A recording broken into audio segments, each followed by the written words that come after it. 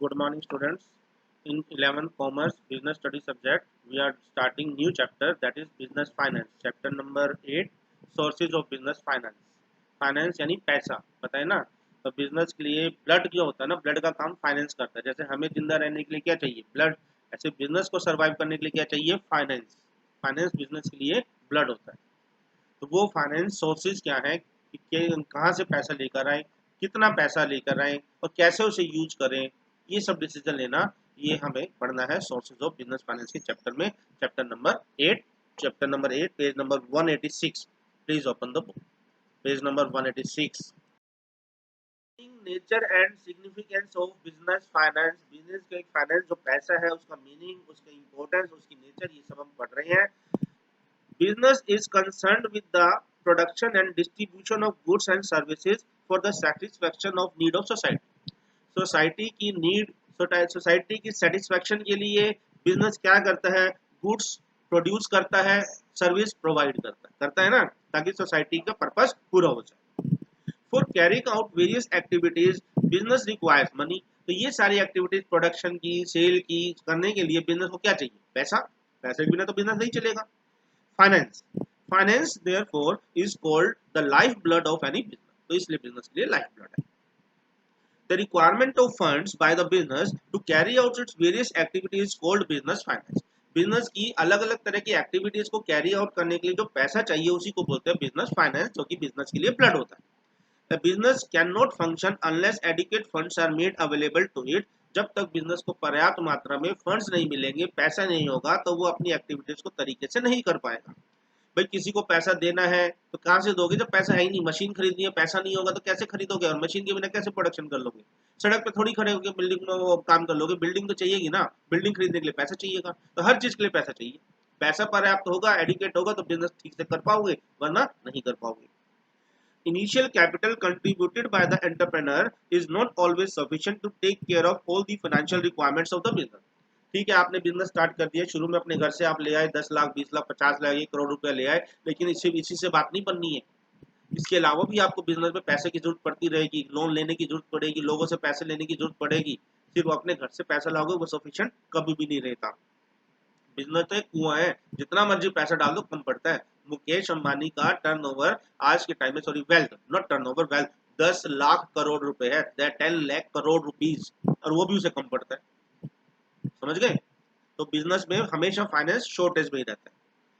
A business person therefore has to look for different other sources from where the need for funds can be met. तो business का जो owner होता है, हमेशा उसको ये ध्यान रखना पड़ता है, ये डिसाइड करना पड़ता है, ये सर्च करना पड़ता है कहाँ से पैसा लाऊं और पैसा कहाँ से लाऊं।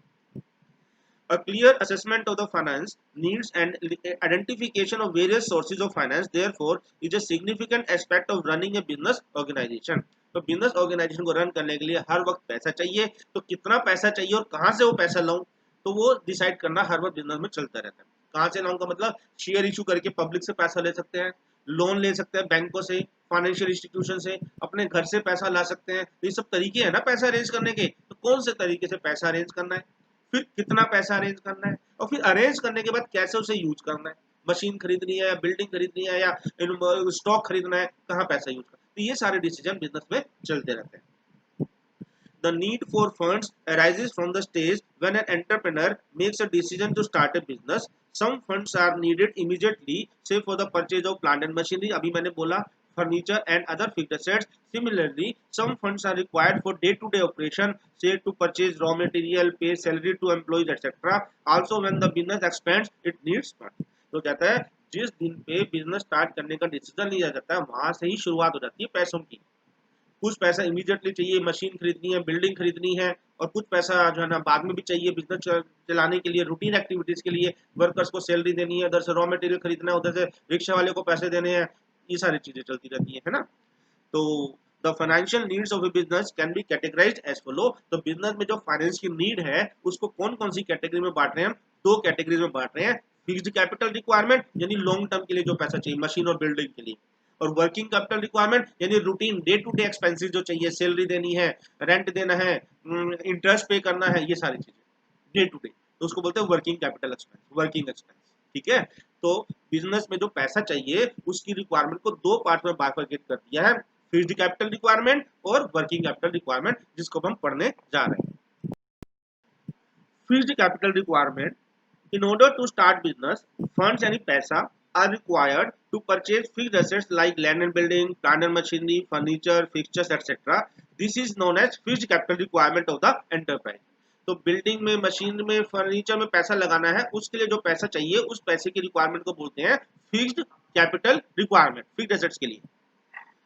The funds required in the fixed assets remain invested in the business for a long period of time. जब आप बिल्डिंग खरीदते हो, मशीन खरीदते हो, फर्नीचर खरीदते हो, उनमें पैसा लगा दिया आपने, तो ये लॉन्ग टर्म के लिए है। बिल्डिंग को ये थोड़ी 2 साल बाद बेच दोगे या मशीन बेच दोगे। 15 साल, 20 साल, 25 साल तक उस बिल्डिंग को, उस मशीन को, उसको, फर्नीचर को आपने यूज करना है। तो ये इसमें जो पैसा लगाया आपने वो लॉन्ग पीरियड के लिए। Different business units need varying amount of fixed capital depending on the various factors such as nature of business etc. तो कौन से बिजनेस में फिक्स्ड एसेट में किसने कितना पैसा लगाना है डिपेंड करता है बिजनेस की नेचर पे। छोटे बिजनेस में कम पैसा चाहिए, बड़े बिजनेस में अरबों रुपया चाहिए। रिलायंस वालों ने अपना हेड ऑफिस मुंबई में बना रखा है तो उनको करोड़ों रुपए की बिल्डिंग चाहिए।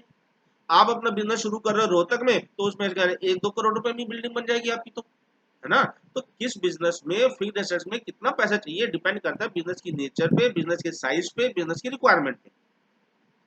ट्रेडिंग कंसर्न, ट्रेडिंग कंसर्न वो होती है बेटे जो बनाती नहीं है माल को, किसी और से खरीद के फिर आगे बेच देते हैं, वो ट्रेडिंग। और जो बना के बेचते हैं वो उसे बोलते हैं मैन्युफैक्चरिंग कंसर्न। ये कहने जा रहा होगा जरूर कि ट्रेडिंग कंसर्न में कम पैसों की जरूरत पड़ती है फिक्स्ड एसेट्स के लिए, क्योंकि ट्रेडिंग कंसर्न तो कुछ बनाती तो है ही नहीं, तो उसको मशीन तो खरीदनी ही नहीं, तो मशीन तो पैसा बच गया ना। और मैन्युफैक्चरिंग कंसर्न को मैन्युफैक्चर करना, बनाना है, तो उसे मशीन खरीदनी पड़ेगी, ज्यादा पैसा लग गया फिक्स्ड एसेट्स में। तो वही ये बोलने जा रहा होगा, a trading concern for example may require small amount of fixed capital as compared to a manufacturing concern. Likewise, the need for fixed capital investment would be greater for a large enterprise as compared to that of a small enterprise. छोटी enterprises को कम पैसे की जरूरत पड़ेगी fixed assets के लिए, और बड़ी एंटरप्राइज को ज्यादा की। कॉमन सेंस की बात है। ये था फिक्स्ड कैपिटल रिक्वायरमेंट। मशीनरी में, बिल्डिंग में, प्लांट में, इनमें पैसा लगाना है तो ये हमें कितना चाहिए, ये डिसीजन हमें लेना होता है फिक्स्ड कैपिटल रिक्वायरमेंट में। ये लॉन्ग टर्म के लिए होता है और ये डिपेंड करता है बिजनेस की नेचर पे, बिजनेस के साइज पे।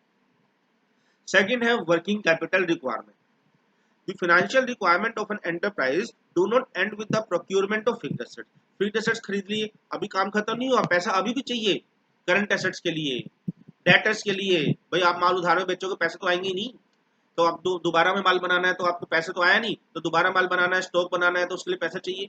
वर्कर्स जो काम कर रहे हैं उनको सैलरी देनी है, पैसा चाहिए। रिक्शा वाले को पैसा देना है, ये लोन ले रखा था उन लोगों को इंटरेस्ट देना हर महीने, ये सब पैसा चाहिए ना। तो उसके बावजूद भी पैसा चाहिए फिक्स्ड एसेट्स खरीदने के बाद भी।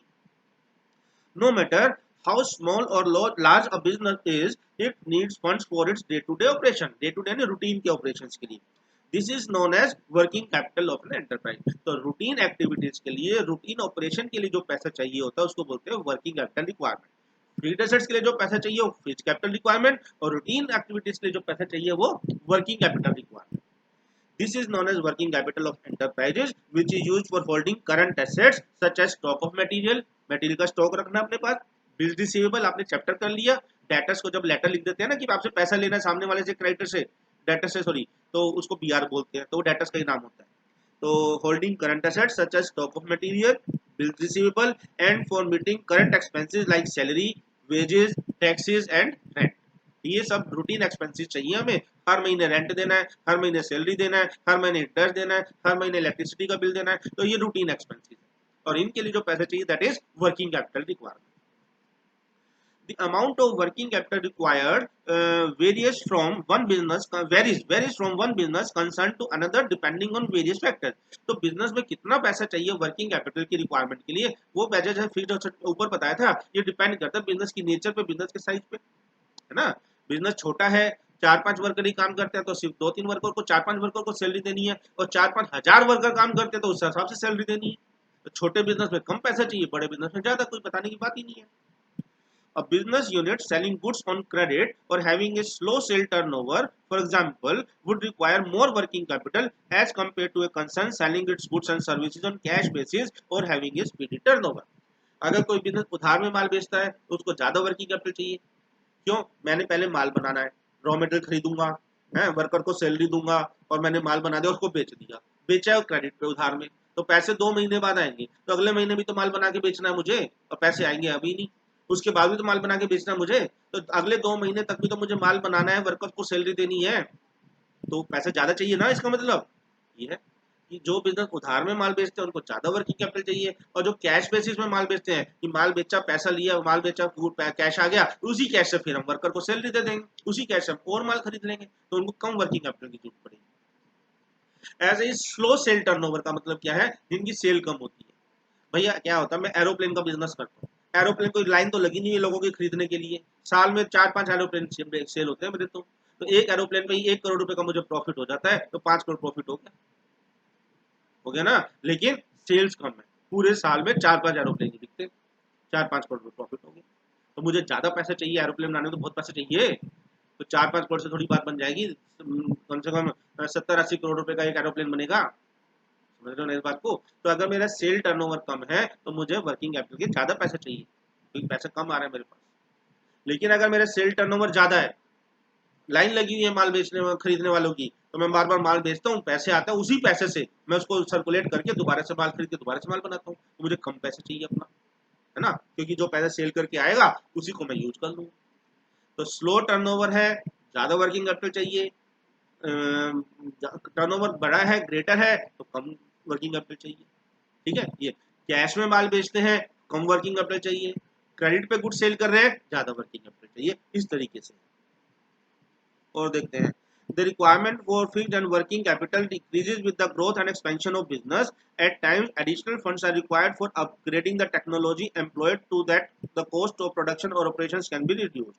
कहते हैं अगर हम बिजनेस को एक्सपेंड करना चाहते हैं, नई ब्रांच खोलना चाहते हैं, तो भी हमें फिक्स्ड कैपिटल और वर्किंग कैपिटल दोनों ज़्यादा चाहिएंगी।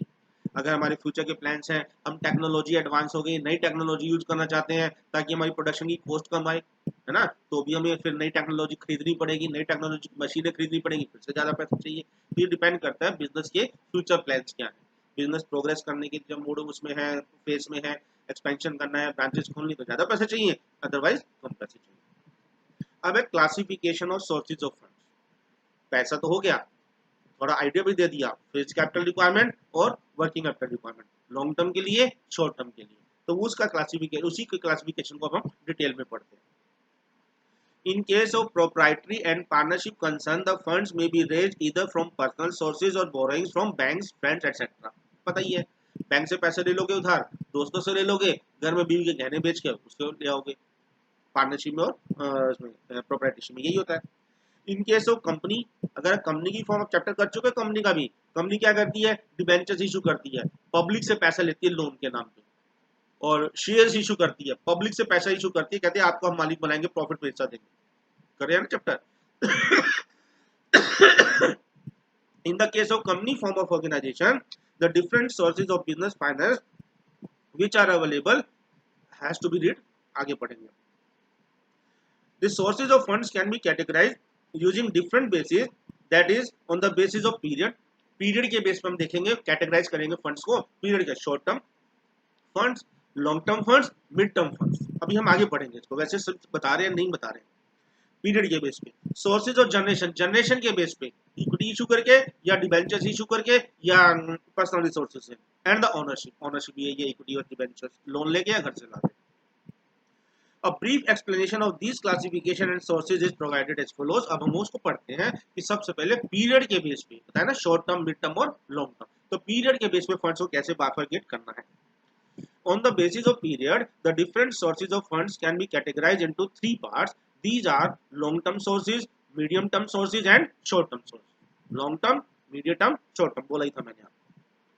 Long-term sources fulfill the financial requirement of an enterprise for a period of exceeding 5 years and include sources such as shares and debentures. 5 साल या उससे ज्यादा के टाइम के लिए पैसा चाहिए कि आपसे पैसा लूंगा और कम से कम 5 या 10 साल के बाद वापस करूंगा, 5 साल या उससे ज्यादा पीरियड के लिए मैं पैसा अरेंज कर रहा हूँ, तो वो लॉन्ग टर्म, लॉन्ग टर्म है। जो इसके एग्जांपल है, शेयर्स इशू करके पैसा अरेंज करना, डिबेंचर्स इशू करके पैसा, 1 ईयर आपसे पैसे ले रहा हूँ, विद इन 1 ईयर आपको पेमेंट कर दूंगा, तो वो शॉर्ट टर्म है, शॉर्ट टर्म यानी विद इन 1 ईयर आपको पेमेंट की जाएगी।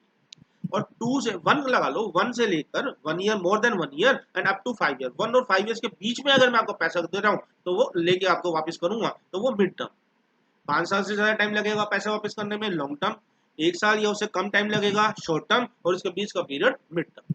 ठीक है, where the funds are required for a period of more than 1 year but less than 5 years, medium-term sources of finance are used. These sources include borrowing from commercial banks, public deposit, lease financing, and loans from financial institution.